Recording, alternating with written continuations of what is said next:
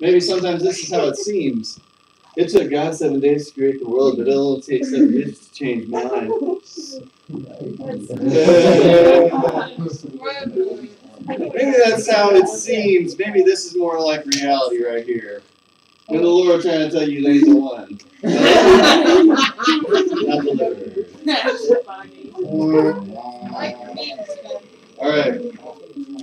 Alright. So the basic issue here is what are you looking for in a person that you're looking to date? Give me some. So what? Jesus lover. Okay. Not crazy. All right. Half saint. Jesus lover. Not crazy. What else? Someone that kind of goes with it, but someone that treats you for you, not leaving. You don't have to be treated like a queen to be like person. Just someone that treats you like you, so that You matter? They don't try to like so they don't want to change you. Yeah. They treat you like you, not like. A change thing is going to be complicated, okay? Abby and I can talk all about how you end up changing more than you think. Oh my gosh, I heard this. Yeah, which one? That's the question. A lot of them. Oh, a good listener. Yes. Good listener, okay. We'll circle back to that one, okay? Fake listener. Good listener. Somebody who cares. Caring, okay. Not a jerk. Someone they can trust. Loyal. Trusting. Alright, got a good list here. I don't know how to say this, but someone who is willing to meet, like for us, if we want to have like a boyfriend or something, they have to meet our mom and her boyfriend and her grandparents to be able to carry on a relationship with us. Alright. I got a pass inspection. Parent inspection. There. Alright. Okay. So, what are you looking for in a person that you're trying to date? Yeah. Alright. What do you think your friends are looking for in a person today? Same? Well, friends, like people in high school, I'm gonna use an example. We were trying to meet this little boy, 7th grade. Said, I have a girlfriend from Mexico, and I love her. And I'm like, what do you love about her? He's like, I don't know, I just love her. And I'm like, you can't say you love a person when he's like, yeah, we're dating, and it's just great. And I'm like, well, can you describe how that makes you feel? And he's like, I don't know, I just love her. And I'm like, quit saying you love her when you can't describe what you look for in a person. He's like, I guess that makes sense. And I'm like, what do you look for in a person? And he's like, somebody like, I feel like somebody's got something to contribute to this conversation. You're looking at me like. I'm looking at you because you said you were in love with me after our first date.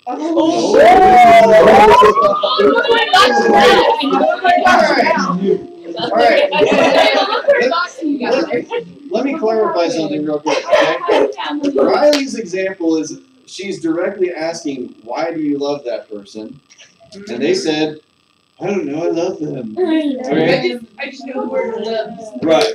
Okay, now, when Abby and I went out on our first date, alright, I had tried to go out with several other girls prior to that, and I noticed a pattern. Alright, one of the girls that I was severely interested in, we had great conversations when it came to church, but she actually didn't have any intention of staying in the church. So that was a problem. So I didn't pursue that one at all. Ended up meeting another girl at some point where we had great conversations, but anytime that we tried talking about the church, she just kind of clammed up. And I was like, okay, well, that's not going to go anywhere. So when I met Abby, not only did we have a lot of things in common, but we had a shared passion for working with teens. And she talked about it, and she challenged me on it. And I said, I want to, be with this lady.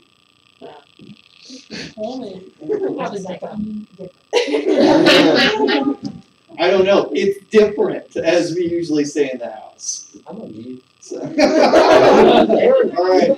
Somebody real quick. Read for me 1 Samuel 16:7. I'll get it. I got it. First one to it.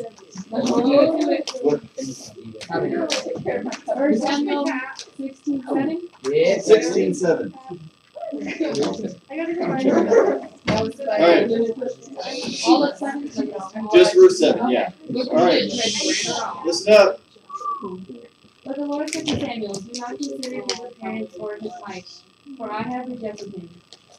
The Lord does not look at things people look at. People look at the outward appearance, but the Lord looks at the heart. Okay. So this passage right here is set where Samuel is going. You know, Saul is obviously not fit to be king. God asked Samuel to go and choose the new king, and so Samuel is with the house of Jesse. And Samuel keeps seeing all these other different people, and you know they're big and strong, and you know they look like a king. But God says, no, don't look for that. Look for the heart. Okay? And so the reason I bring this up is because we need to also be looking out for a person's heart. Are they godly or are they worldly? Okay? Don't just sit there and go, oh, he's pretty. Or, you know, she's got nice hair. You know, whatever. I don't care. Whatever the thing is, don't just sit there and go, yes, this. All right? You need to ask yourself, is this person godly or are they worldly? Because that's going to matter. All right? Real quick, since the bell's already rung the second time, some biblical examples of love. Adam and Eve. Okay? God creates Adam and all the rest of the animals and everything else. And then God says, he says, you know, I've created light. It's good. I've created the sun, the moon, and the stars. It's good. I've created animals. It's good. Fish, all this other different stuff. And then he finishes up with Adam. And then he says what?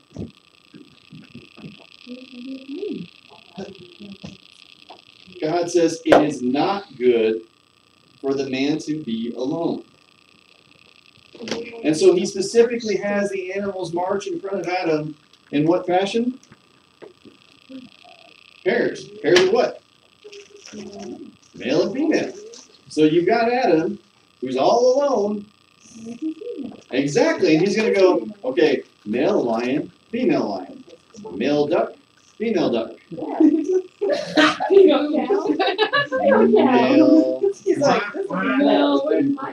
Exactly. Okay?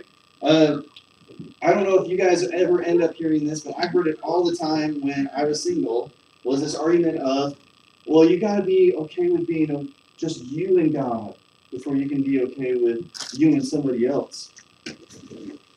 Was Adam okay with just him and God?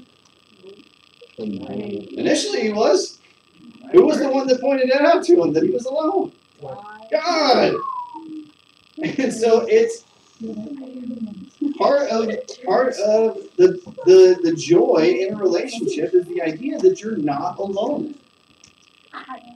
That you have somebody with you. Ruth and Boaz. If you guys wanted a great example of an appropriate godly relationship, go read the book of Ruth, man. That book is awesome. Because Ruth is trying to take care of her mother-in-law.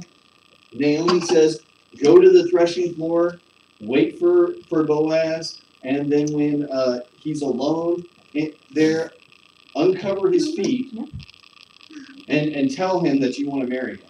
Okay? Feet were like a... Yeah, there you go. Yes. It was a big thing in ancient Hebrew time. And so she's by uncovering his feet, she's making, it known, I'm interested, I want to be married, okay? And Boaz actually says, as much as I want to, because you're attractive, because you are godly, I can't. I need to check with somebody else first because the way the system is set up. But he did that, okay? So if you want a great example of a godly pursuit, go read the book of Ruth. David and Abigail. Abigail's original husband was Nabal. Nabal was not a nice guy, but Abigail was smart. And so David ended up marrying her because she took the correct action. And lo and behold, Abigail's first husband passes away because of his folly. And then it goes from there. Song of Solomon. Okay? This is a wonderful book. We kind of walked through this back in February. This is a wonderful example of godly love. Not just, the pursuit like we see in Ruth and Boaz, but this kind of gets more into the, oh, I'm really in love with you and all that kind of stuff, okay? But no, if you go through the book, you'll notice they always get to that point of they're getting ready to do something, and then it comes off the story. Because you don't need to read that. Hollywood and everybody else says, yes, we're going to cross that line and go there, right? But God says, no, you don't need to know that. You can talk about it in appropriate ways besides doing what Hollywood and everybody else takes with it. But an important thing to remember is what Paul says too, that not everybody has to date. Okay? Paul specifically says, I'm totally cool with just being single. All right? I had a professor of mine that was telling us one time that he had a professor that was single his entire life. And they finally sat down with him one day while he was studying a book, and they said, why did you never, go out with anybody? Why didn't you ever get married? And the guy stopped reading his book, put it down for a second, just had this blank expression on his face, and just said, the question of marriage never came up.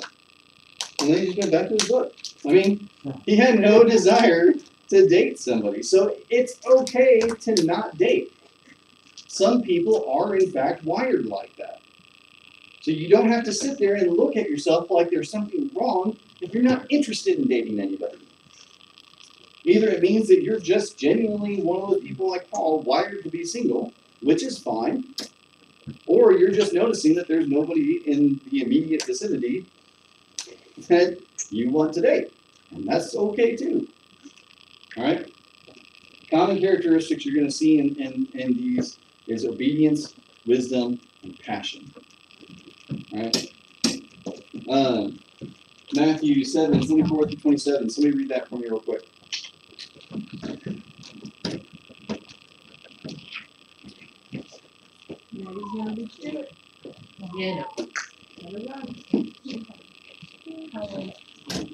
Therefore, whoever hears those words of mine and puts into practice is like a wise man who built his house on the rock. The rain came down, the streams rose, and the wind blew and beat against that house. Yet it did not fall because it has its foundation on the rock. But everyone who hears these words of mine and does not put them into practice is like a foolish man who built his house on the sand. The rain came down, and the streams rose, and the winds blew and beat against that house, and it fell with a great crash. Okay. So the focus here is about making Christ your foundation. If Christ is your foundation, then finding your spouse is going to be that much easier. Because you're going to be pursuing the same thing that person is. And if their foundation is in Christ, it's going to be easier. When she thinks you're her Boaz, but you just want to be her Broaz. Okay? Sometimes you get put in the friend zone. You need to send me some of these because I need to find good Alright. First Corinthians 13, 4 through 8. We'll just kind of, we won't bother reading through this one because we did this Sunday. This is where Paul sits there and says, though, love is patient, love is kind, love is not self-seeking, love does not boast. Okay? I already got it. We're not reading through it. Right. I already beat you to it. Okay. Now, if you guys remember, I said on Sunday the purpose of this particular passage isn't like romantic love. It's about godly type of love. Okay? But I want you to consider this. If there's somebody that you're interested in right now, replace their name with love. Blank is patient. Blank is kind. Do they fill fulfill that idea. If they don't, then it's probably somebody you shouldn't be pursuing. Alright? Now, here's the trick, is if you sit there and think, yes, this person meets all those characteristics, oh, I'm in love, and this person's the right one because they fulfill all this. Ask a friend. Ask your parents. Because obviously your opinion is going to be biased. Okay? Ask a friend. Alright? What's your name?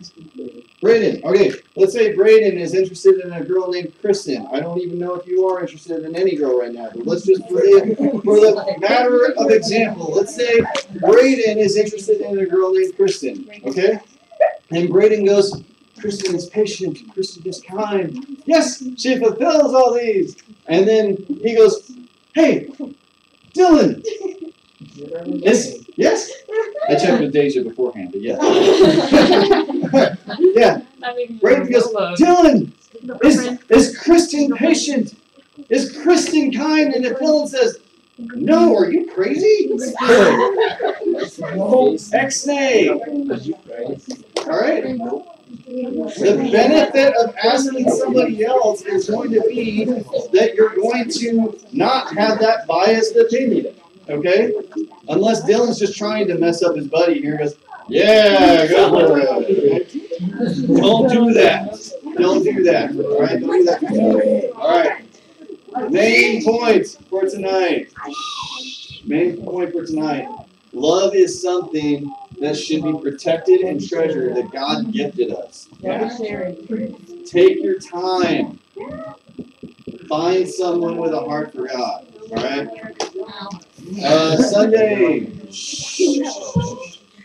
Sunday. We're gonna do evening worship here at the building. Then we're gonna run over to ENMU for Capture the Flag. I'll actually have the glow sticks like we talked about last time. Yeah, instead of the flags. Right? That's what you said. Yeah. Okay. Yeah. Yeah, it should be pretty dark here. So. That's actually. Alright? So, capture the flag at ENMU. We'll go straight from evening worship. Listen. Alright, we're going to go straight from here to ENMU. Lynette McKillop is going to be making the meal for us, so make sure you tell her thank you. Encounter, if you're going, I need you to register. If you need the church to pay for you first, that's fine. There should be an option when you get into the registration process. Alright? It's lcucamps.edu. Yeah. I'll send out a link. Yeah. I'm not going. Yeah, your sister told me. Oh, man. I'm mad. Alright, invite your friends. It's gonna be the same weekend as them, so. Wait a minute. Alright, That's an invite your Aaron friends. What? Destin and Aaron are doing. Yes. Alright, if you're in sports and you wanna go, but you got something going on Friday, Dustin and Aaron will be taking a group down Friday night, so. Alright, love you guys. Ladies, don't forget your devotional thing. You got to sit in